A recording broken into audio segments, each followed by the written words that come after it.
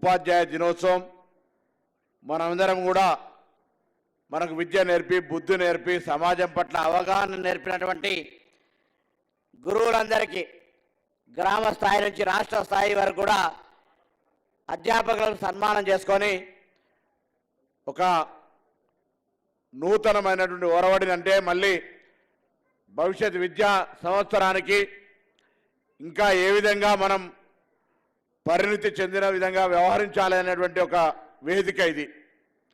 ఈరోజు పెద్దలు ఇప్పటివరకు చాలామంది ముందుగా పెద్దలు కోదండరామ్ గారికి హృదయపూర్వకంగా ఒక్కసారి జన్మదిన శుభాకాంక్షలు తెలియజేస్తా ఉన్నాం. ఈరోజు మాతృదేవోభవ పితృదేవోభవ ఆచార్య దేవోభవ అని తల్లిదండ్రులతో పాటుగా సమానంగా గౌరవించబడేటువంటి ఒక పవిత్రమైన వృత్తిలో ఉండి దేశ రాష్ట్ర భవిష్యత్ సమాజాన్ని తయారు చేసేటువంటి ఒక వృత్తి ద్వారా ఈరోజు మనం అందులో ఉన్నటువంటి కొంత అందరూ మంచి ఉపాధ్యాయులే, అందరూ అవార్డు గ్రహీతలే, అందరి హక్కు ఉన్నది. అందులో కొంత ప్రభుత్వం తరఫున సన్మానం చేసి మిగతా వాళ్ళందరూ కూడా ఆదర్శంగా ఇంకా మరింత ఈ యొక్క విద్యా బోధనలో భాగస్వాములు కావాలనే ఆలోచనతో ప్రభుత్వాలు ఈ కార్యక్రమాలు తీసుకుంటా ఉన్నాయి. ఇంతమంది పెద్దలు ఉప ముఖ్యమంత్రి గారు మాట్లాడినప్పుడు కానీ మొన్న ఎల్బీ స్టేడియంలో గౌరవ ముఖ్యమంత్రి గారు మాట్లాడినప్పుడు కానీ లేదా క్యాబినెట్లో కానీ ఇతరత్ర అనేక సందర్భాల్లో చర్చ చేసినప్పుడు మీ అందరి ఆశీర్వచనంతో ఏర్పడ్డ ఈ ప్రభుత్వం గత 10 సంవత్సరాలుగా నేనేం ఈ వేదికను విమర్శకులకు ఉపయోగించుకోదలుచుకోలేదు, కానీ ఎంతైతే విద్యా వ్యవస్థకు జరగాలో అంత జరగనటువంటి పరిస్థితుల్లో మీ అందరి ఆశీర్వాదంతో ఏర్పడ్డ ఈ ప్రభుత్వం ప్రజాప్రభుత్వంగా విద్యా రంగానికి సంబంధించి కొన్ని సంస్కరణలు, కొన్ని నిర్ణయాలు, కొన్ని మార్పులు తీసుకొచ్చే ప్రయత్నం చేస్తూ ఉంది. అందుకు మీ అందరి సహకారం సహయోగం కావాలని సందర్భంగా విజ్ఞప్తి చేస్తూ ఉన్నాం. ముందుగా విద్యా బోధన అందించేటువంటి ఉపాధ్యాయ వర్గానికి మానసిక ప్రశాంతత, తన ఉద్యోగం యొక్క పోస్టింగు, ప్రమోషను, ఇతరత్ర సమస్యలతోటే తను ఉంటే సరైన విద్యా బోధన చేయలేమనేటువంటి విషయాన్ని గమనించి ప్రభుత్వం విద్యాశాఖకు సంబంధించి ఈ ఉపాధ్యాయ సంఘ నాయకులందరితో సంప్రదించి ఎటువంటి హిడెన్ ఎజెండా లేకుండా ఒక ఓపెన్ మైండ్ తోటి మొట్టమొదటిసారి ఎక్కడ కూడా సింగిల్ కోర్టు కేసు లేకుండా 19,000 పైన ప్రమోషన్లు ఇచ్చి 30,000 పైన ట్రాన్స్ఫర్ల ప్రక్రియ కొనసాగిందంటే మీ అందరి సహకారంతో మాత్రమే సాధ్యమైందని ప్రభుత్వం పూర్తిగా విశ్వసిస్తూ ఉంది. ఈరోజు ఆ ట్రాన్స్ఫర్ల ప్రక్రియ, ప్రమోషన్ల ప్రక్రియ తర్వాత దానికంటే ముందే ఎన్నికల కోడ్ ఉన్నప్పటికీ సెలవులు వస్తా ఉన్నాయని తెలిసి మళ్ళీ మనం పాఠశాలలు నడిస్తే పని చేయలేమనేటువంటి ఆలోచనతో దాదాపు 1,100 కోట్ల రూపాయల చిల్లరతో రాష్ట్రంలో ఉన్నటువంటి దాదాపు 2,500 పాఠశాలలో అమ్మ ఆదర్శ పాఠశాలల పేరు మీద అనేక రకాల మౌలిక సదుపాయాలు ఏర్పాటు చేసేటువంటి ఒక ప్రయత్నం చేసినాం.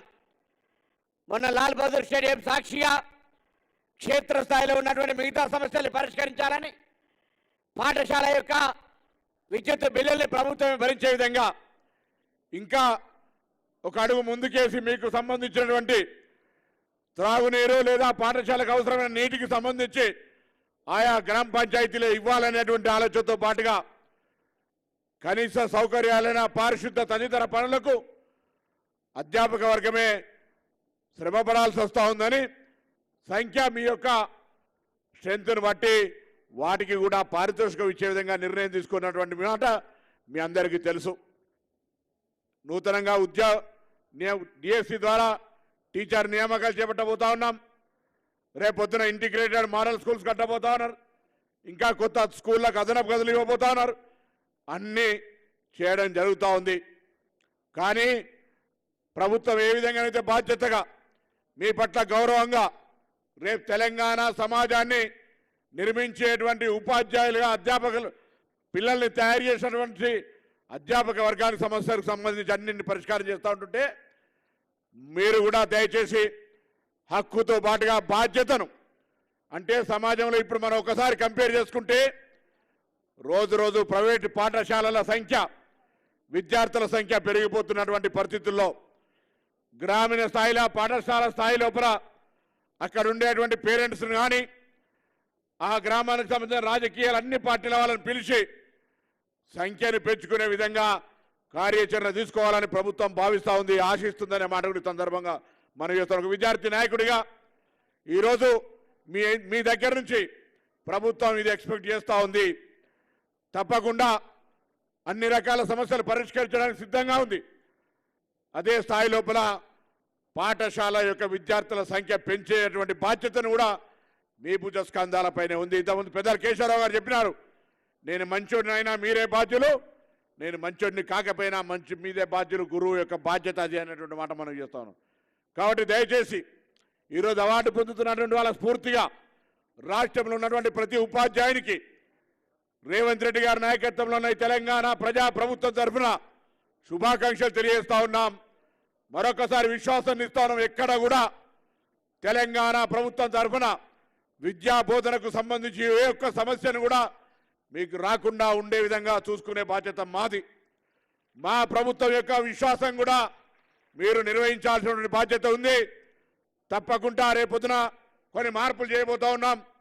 విదేశీ విద్య కావచ్చు, లేదా ఇతరత్ర ఉన్నత విద్య బయటి రాష్ట్రాల్లో ఉండేటువంటి పెద్ద పెద్ద కోర్సులు చదివే వాళ్లకు ప్రభుత్వ పాఠశాలల నుంచి వస్తే వాళ్ళందరికీ 100% ఫీ రీయింబర్స్మెంట్ ఇవ్వాలనేటువంటి ఆలోచనతో ప్రభుత్వ పాఠశాలల్ని ప్రోత్సహించాలనే ఒకే కారణంతో మేము ఆ యొక్క నిర్ణయాన్ని తీసుకోబోతా ఉన్నాం. కాబట్టి వాటికి అవసరమైనటువంటి పిల్లల్ని వాళ్ళకు అర్హత సాధించే విధంగా మరి తయారు చేసేటువంటి ఒక బాధ్యత.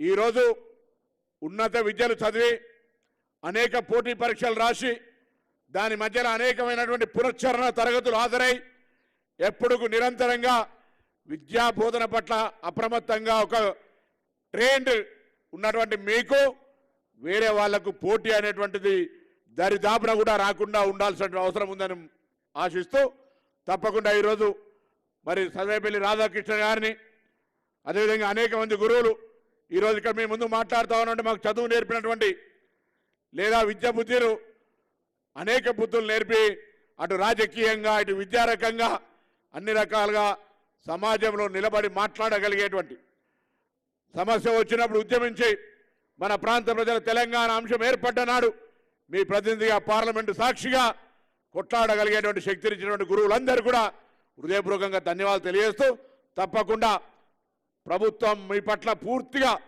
బాధ్యతగా వ్యవహరిస్తూ ఉంది. మీ హక్కులన్నీ తప్పకుండా నెరవేరుస్తాం. ప్రభుత్వం బాధ్యతను కూడా అధ్యాపక వర్గంగా ప్రభుత్వ పాఠశాల పిల్లలు అన్ని రంగాల్లో ముందుండే విధంగా మరి మీ యొక్క విధానాల్ని మీ యొక్క